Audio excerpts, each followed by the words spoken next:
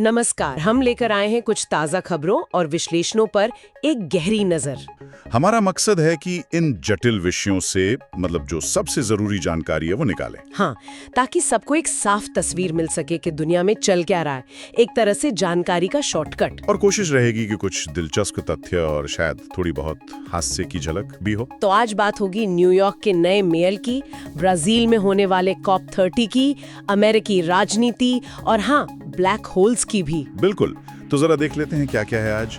जोरान Mamdani New York के पहले दक्षिणी एशियाई मेयर। फिर अमेरिकी चुनाव जहां डेमोक्रेट्स को कुछ बढ़त मिली है, ट्रंप के लिए ये क्या मायने रखता है। हाँ, और फिर COP30 ब्राजील, इसे जलवायु परिवर्तन पर सच्चाई का क्षण क्यों कहा जा रहा है, इस पर बात करेंगे। और भारत से भी कुछ अहम मुद्दे हैं, बिहार की मतदाता सूची, आदर्श आचार संहिता। हाँ, आगामी आय सर्वेक्षण की चुनौतियां और अदालत की अवमानना, इन पर भी संक्षेप में चर्चा होगी। और आखिर में ब्लैक होल विलय, हॉकिंग के नियम की पुष्टि। बहुत रोमांचक लगता है ये। हाँ, तो चलिए इन सब के तथ्यों, उनके महत्व और थोड़े गहरे संदर्भों को समझने की कोशिश करते हैं। शानदार। तो न्यूयॉर्क शहर से शुरू करते हैं। जोहरान ममदानी, ऐतिहासिक क्षण। हाँ, बिल्कुल ऐतिहासिक। एक युवा नेता मेयर चुने गए हैं। उनके बारे में कुछ बताइए। युगांडा में जन्म, भारतीय मूल के माता पिता। जी, जन्म कंपाला युगांडा में 1991 में।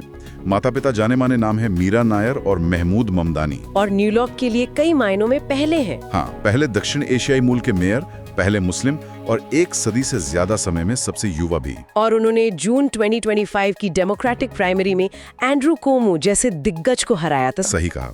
उनके अभियान के मुद्दे भी काफी जमीनी थे, जैसे वहनीयता, मतलब शहर को सस्ता बनाना, आवास, किराया नियंत्रण, सार्वजनिक परिवहन, किराया, ये सब आम लोगों से जुड़े मुद्दे हैं।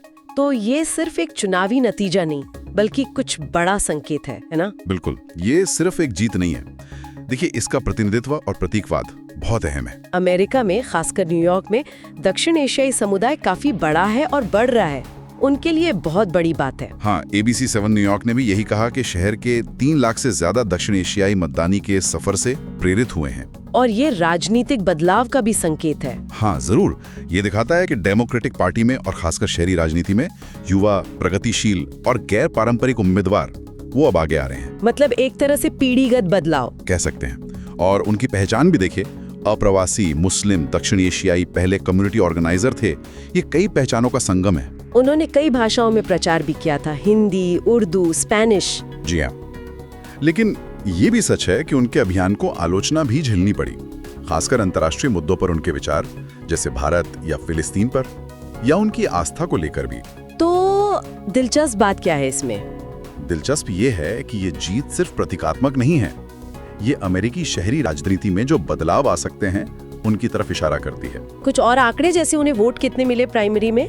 हाँ, प्राइमरी में ममदानी को करीब 43.5% वोट मिले थे, जबकि कुओमो को लगभग 36.3%। न्यूयॉर्क के मेयर पद का इतिहास देखें तो आयरिश, इतालवी, अफ्रीकी अमेरिकी, हिस्पैनिक मेयर रहे हैं।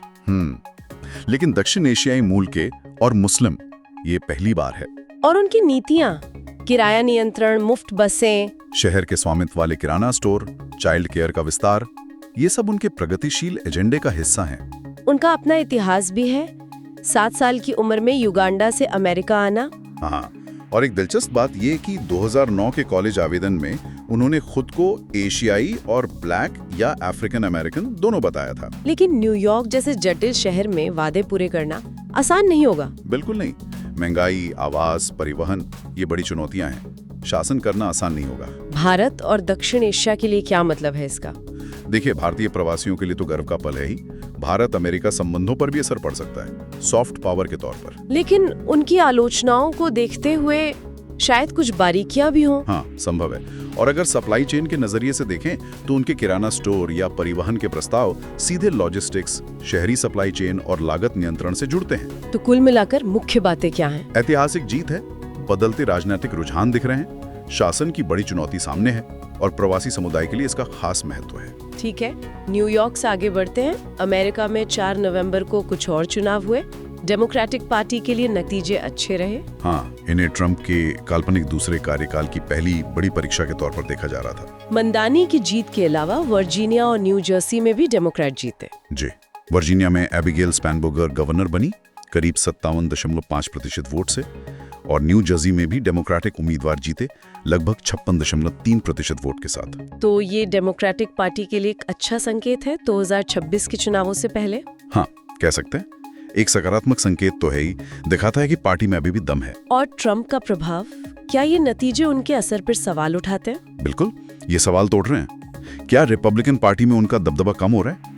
द वॉशिंगटन पोस्ट ने भी इस ओर इशारा किया है। चुनाव में मुद्दे क्या रहे? वही महंगाई, आवाज? हाँ, मुख्य रूप से यही महंगाई, आवास की लागत, आर्थिक सुरक्षा। डेमोक्रेट उम्मीदवारों ने इन पर ध्यान केंद्रित किया, ये सीबीसी न्यूज की रिपोर्ट कहती है। और एक रणनीति ये भी रही कि ट्रंप से दूरी बनाई जाए। हाँ, रॉयटर्स के अनुसार कई सफल डेमोक्रेट उम्मीदवारों ने या तो ट्रंप से या उनके कट्टर समर्थकों से दूरी बनाए रखी, और ये रणनीति कामयाब रही। लेकिन क्या ये अमेरिकी राजनीति की अस्थिरता नहीं दिखाता? एक चुनाव कुछ, दूसरा कुछ और। सही कहा, ये अमेरिकी राजनीति की अस्थिरता को भी दिखाता है।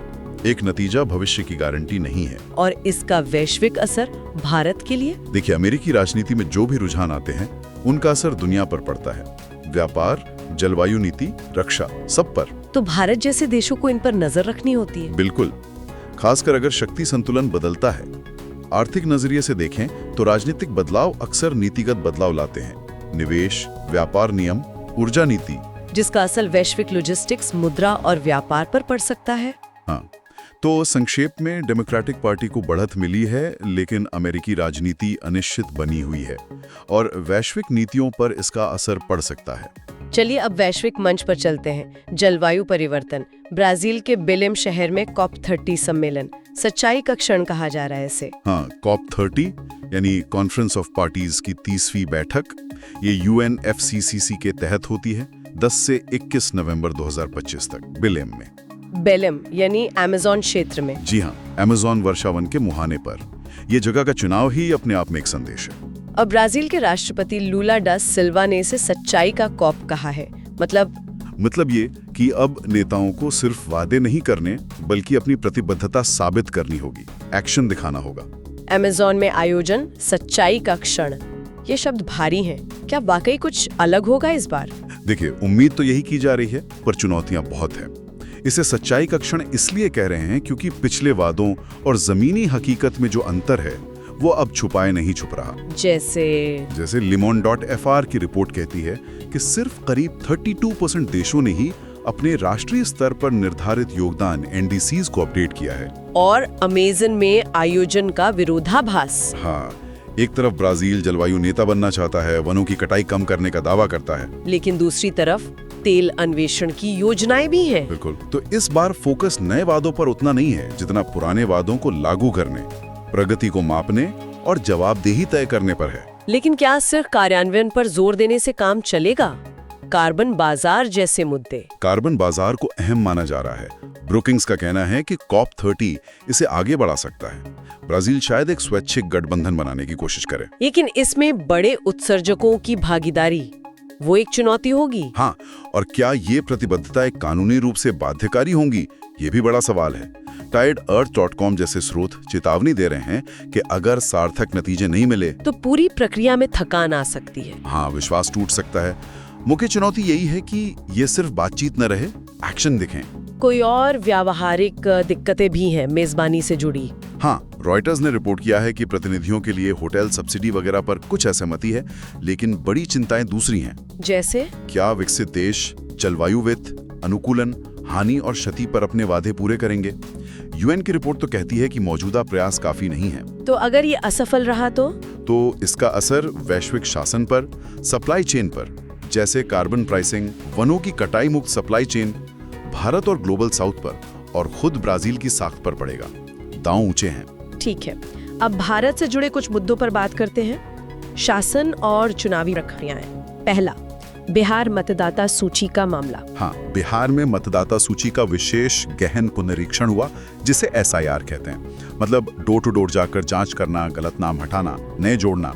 लेकिन इसमें विवाद क्यों हुआ? विवाद इसलिए हुआ क्योंकि ड्राफ्ट सूची से करीब 65.64 लाख नाम हटा दिए गए। इकोनॉमिक टाइम्स के मुताबिक कुल मतदाता लगभग 7.90 करोड़ से घटकर 7.24 करोड़ रह गए। 65 लाख, ये तो बहुत बड़ी संख्या है। हाँ, और इसी से चिंता पैदा हुई, कहीं असली मतदाताओं के नाम तो नहीं कट गए, खासकर हाशिए पर रहने वाले समुदायों के। आरोप लगे कि प्रक्रिया पारदर्शी नहीं थी या जल्दबाजी में हुई। जी, टाइम्स ऑफ इंडिया ने चुनावी हेरफेर की आशंका भी जताई। सुप्रीम कोर्ट ने भी कहा है कि अगर अवैधता पाई गई तो सूची रद्द हो सकती है। तो संदेश क्या है? संदेश साफ है, सूची साफ करना जरूरी है, पर तरीका पारदर्शी, निष्पक्ष और समावेशी होना चाहिए। जल्दबाजी या पक्षपात नहीं, बिहार के तरीके से नहीं। ठीक है। अगला मुद्दा आदर्श आचार संहिता यानी एमसीसी का है। इसे लचीला क्यों कहा जा रहा है? देखिए, एमसीसी चुनाव आयोग के दिशा निर्देश हैं। चुनाव घोषणा से परिणाम तक लागू होते हैं। मकसद है निष्पक्ष चुनाव, सरकारी मशीनरी का दुरुपयोग रोकना। ये तो बहुत जरूरी है। फिर लचीला क्यों? लचीला इसलिए क्योंकि ये कानूनी रूप से बाध्यकारी नहीं है, ये सिर्फ दिशा निर्देश है। उल्लंघन पर कार्रवाई अक्सर नर्म होती है, नोटिस, फटकार। और इसके दुरुपयोग के भी आरोप लगते हैं। हाँ, जैसे टाइम्स ऑफ इंडिया ने बिहार का उदाहरण दिया, जहां चुनाव घोषणा के बाद भी फंड ट्रांसफर हुए। व्याख्या में भी लचीलापन रहता है। तो ये प्रभावी नहीं है? कह सकते हैं कि इसकी प्रभावशीलता कम हो जाती है अगर इसे सख्ती से लागू ना किया जाए। इसे मजबूत करने की जरूरत है, शायद कानूनी समर्थन देकर। आगे बढ़ते हैं। भारत सरकार एक बड़े आय सर्वेक्षण की योजना बना रही है। ये क्यों महत्वपूर्ण है और चुनौतियां क्या हैं? महत्वपूर्ण इसलिए क्योंकि हमारे पास आय वितरण, गरीबी, असमानता पर भरोसेमंद डेटा की कमी है। ये सर्वेक्षण उस कमी को पूरा कर सकता है। टैक्स नीति, सब्सिडी टारगेटिंग के लिए ये जरूरी है। लेकिन चुनौतियां बहुत हैं। सबसे बड़ी, लोग सही आय बताते नहीं, खासकर अनौपचारिक क्षेत्र में। आय के स्रोत भी जटिल हैं, खेती, दिहाड़ी, छोटा मोटा काम, बाहर से पैसा आना। इन सब का हिसाब रखना मुश्किल होगा। हाँ, फिर मौसमी उतार चढ़ाव, सर्वे करने वालों का प्रशिक्षण, डेटा की गुणवत्ता, सही सैंपल चुनना, प्रवासी या अनौपचारिक क्षेत्र को कवर करना, गोपनीयता की चिंता। मतलब लिस्ट लंबी है। बहुत। और फिर इतने बड़े डेटा का विश्लेषण और नीति में उसका सही इस्तेमाल, ये सब जटिल है। अगर इन चुनौतियों से ठीक से नहीं निपटा गया तो डेटा अविश्वसनीय हो सकता है। और आखिर में संक्षेप में अदालत की अवमानना क्या है? ये अवमानना अधिनियम 1971 के तहत आता है। दो तरह की होती है, सिविल और आपराधिक। सिविल मतलब? सिविल यानी अदालत के किसी आदेश, निर्देश या वचन का जानबूझकर उल्लंघन करना। और आपराधिक? आपराधिक अवमानना में ऐसे काम या प्रकाशन आते हैं जो अदालत के अधिकार को कम करते हैं, न्यायिक प्रक्रिया में बाधा डालते हैं या न्याय प्रशासन में हस्तक्षेप करते हैं। इसमें अदालत को कलंकित करना भी शामिल है। इसका मकसद क्या है? मकसद है न्यायपालिका के अधिकार और कानून के शासन को बनाए रखना। लेकिन चुनौती है अभिव्यक्ति की स्वतंत्रता और न्यायपालिका की गरिमा के बीच संतुलन बनाने की। खासकर अदालत को कलंकित करने वाले हिस्से में। हाँ, उसकी व्याख्या थोड़ी व्यक्तिपरक हो सकती है। डिजिटल मीडिया के दौर में ये और जटिल हो गया है, इसलिए सुधार की बहस चलती ही रहती है। चलिए अब एकदम अलग दुनिया में चलते हैं। खगोल भौतिकी। ब्लैक होल विले की एक घटना जिसका सिग्नल अब तक का सबसे स्पष्ट है। हाँ, ये वाकई रोमांचक खबर है। घटना का नाम है GW250114। सिग्नल 14 जनवरी 2025 को लिगो विर्गो कागरा नेटवर्क ने पकड़ा था। और सबसे स्पष्ट सिग्नल का मतलब क्या है यहाँ? मतलब सिग्नल टू नॉइज अनुपात SNR बहुत ज्यादा था, करीब 80। इसे ऐसे समझें कि बैकग्राउंड के शोर के मुकाबले असली सिग्नल बहुत मजबूत था, जैसे शोर में भी फुसफुसाहट साफ सुनाई दे जाए। इस स्पष्टता से क्या फायदा हुआ?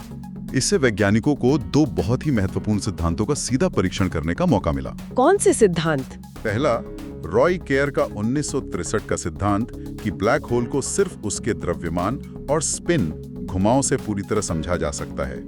और दूसरा? दूसरा, स्टीफन हॉकिंग का 1971 का क्षेत्रफल प्रमेय, एरिया थ्योरम।